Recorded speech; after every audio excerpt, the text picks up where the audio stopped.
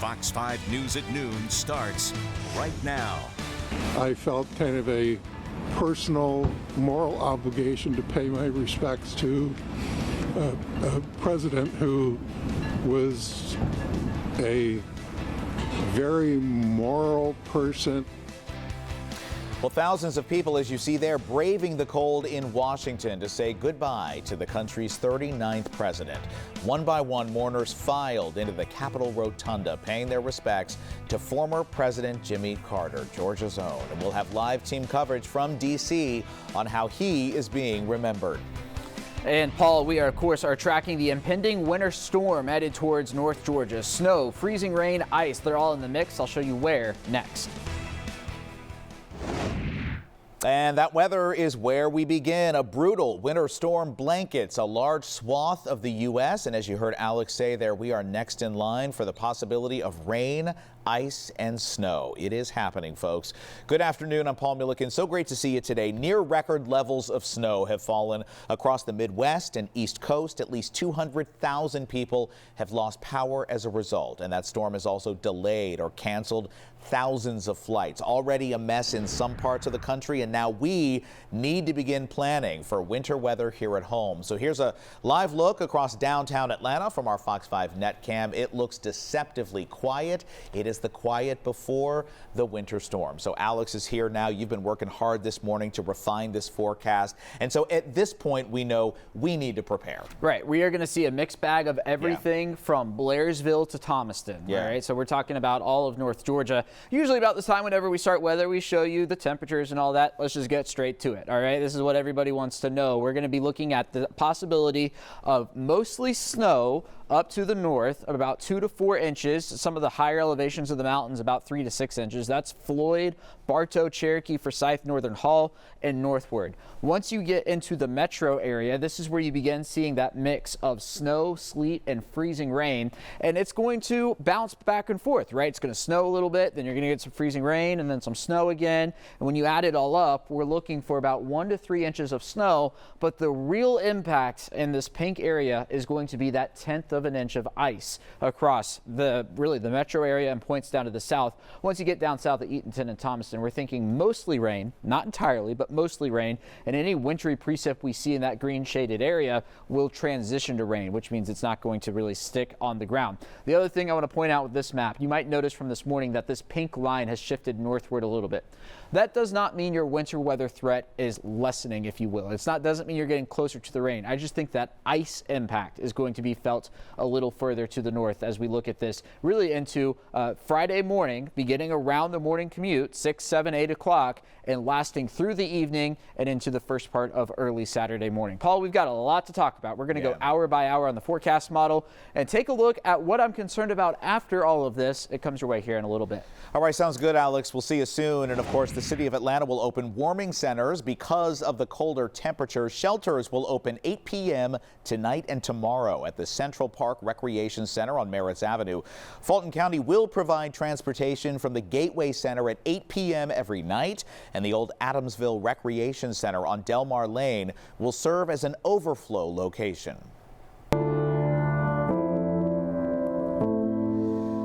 Well, it may be really cold in the nation's capital, but mourners are braving that weather, lining up to pay their final respects to former President Jimmy Carter at the U.S. Capitol, where he lies in state. And of course, we have live team coverage from Washington, D.C. Fox 5's Alex Whitler has been there all morning now. And Alex, you've been keeping us up to date on what's going on. What a moving day there. Oh, absolutely. An emotional one. It's going to continue on for quite a bit of time as the people here come to the nation's capital to say goodbye to former President Carter. He has returned to Washington for one last time. Right now, Jimmy Carter's casket is lying in state in the Capitol Rotunda, allowing members of Congress and other dignitaries to honor the 39th president. In all of Jimmy Carter's 100 years on this earth, only 4% of it was spent here in the nation's capital. Mind-boggling, isn't it? And much of that century that he lived was filled with people viewing his presidency as a failure. But he passed about as much legislation as Lyndon B. Johnson, who is regarded as having had a successful presidency. Carter got to Pennsylvania Avenue by running on trust, promising to never lie, which was big after Watergate. And did you know Jimmy Carter established Georgia's Department of Natural Resources? But gas prices and inflation soured voters who didn't give him a second term. It sounds a lot like today, doesn't it? Well, in the end, the final hour of his presidency, really, he brokered a deal that freed hostages in Iran, and that was all thanks to his dedication to keeping his promise to the people he served. And that success only picked up momentum once he left office. Throughout his life and career, Jimmy Carter retained a fundamental decency and humility. He served the people, and he left the world better than he found it. This young man from Plains followed his father's example of self-sacrifice, and he joined the Naval Academy in the middle of World War II. He focused on making the lives of his fellow men better. That meant things like the Carter Center, which, among other things, works for the eradication of disease in some of the poorest areas of the globe. My colleague Dana Fowle is also here in Washington, giving us a sense of what people are feeling and what we can expect today. Dana. And a word we've heard is civility, and civility might be an overall great descriptor of the former Carter administration and what fueled his 44 years after his presidency. Mr. Carter took his South Georgia farmers' ways of life to the White House and beyond.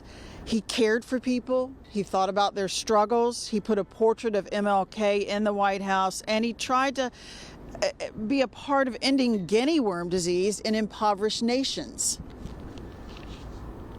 He was an incredibly intelligent, diligent, prepared person at all times. I mean, he was an engineer, meticulous, maybe too much so at some times, but he was very competent, very intelligent, very on top of every issue.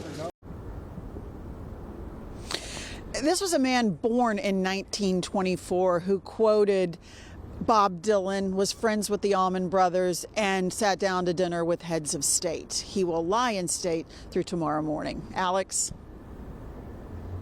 Dana, I haven't met a soul say anything negative about President Jimmy Carter on either side of the aisle. They might not have agreed with his policies, but at the bottom of the line, they all say they appreciated his honesty. Dana, thank you. Looking ahead, Mr. Carter's funeral service is tomorrow morning at the National Cathedral. All 5 living presidents are expected to be there. And I want to point out that after tomorrow afternoon, President Carter and his family will return to Georgia. There will be a motorcade to Maranatha Baptist Church in Plains. There will be a private funeral. Mr. Carter will be buried next to his wife, Rosalind, at their home. Fox 5 will have coverage of all of these events all the way through the end of the week, but we do want you to stay with us because at 12:30 this afternoon, we have a special look at some of the president's heartfelt ceremonies. Back to you. All right, Alex, we appreciate you keeping us up to date and guiding us through what's happening here over the next day or two. Well, let's talk about what's happening right now back here at home. The GBI investigating after they say an officer shot a man in a confrontation at a Roswell car dealership. This happened overnight on Holcomb Bridge Road. Fox 5's Brooks Zahner is near that scene with the latest. The officer-involved shooting shut down Holcomb Bridge Road for several hours overnight. We're told that all of this happened shortly after midnight at the Nissan that's right off of this stretch of road here behind me. And according to Roswell police, they tell us that patrolmen made contact with a, quote, suspicious man who was at the Regal Nissan on Holcomb Bridge Road. We're told the suspect immediately rushed at the officer who was at his vehicle. It was shortly after that a physical fight ensued. And during that struggle, we're told that the officer deployed a taser, which was not effective, and that's what prompted the officer to fire his weapon. He struck that suspect at least one time. We're told officers on the scene did render some medical aid before EMS arrived here. The suspect was taken to an area hospital and at last check is stable. Now, as is standard protocol in any officer-involved shooting, the GBI is now the lead on this investigation, so any updates will likely come from them. We're told that no Roswell police officers were injured during this incident. That's the latest here in Roswell. I'm Brooks Honor, Fox 5 News. Well, later this week, the Senate is set to vote on the Laken-Riley Act. The U.S. House of Representatives passed that act yesterday. The bill would require federal immigration authorities to detain undocumented migrants who take part in theft-related crimes. It would also allow states to sue the Department of Homeland Security for damage caused by illegal immigration. And the King Center kicked off the 40th annual King Holiday observance with a preview of upcoming events and programs. The theme of the 2025 King Holiday observance is Mission Possible. Hundreds will gather at the Horizon Sanctuary of historic Ebenezer Baptist Church for the annual MLK service there. This as President-elect Donald Trump gets sworn in for a second term in the nation's capital. Now, the holiday also comes, of course, just weeks after the passing of former President Jimmy Carter. When you look at his life, without him necessarily saying this is what he was doing, he actually aligned very well with my father's work to eradicate poverty, racism, and militarism. And you can find a link to programs, activities, and events planned on our website. That's fox5atlanta.com. GDOT crews gearing up for the winter weather headed our way. We're live with preparations coming up.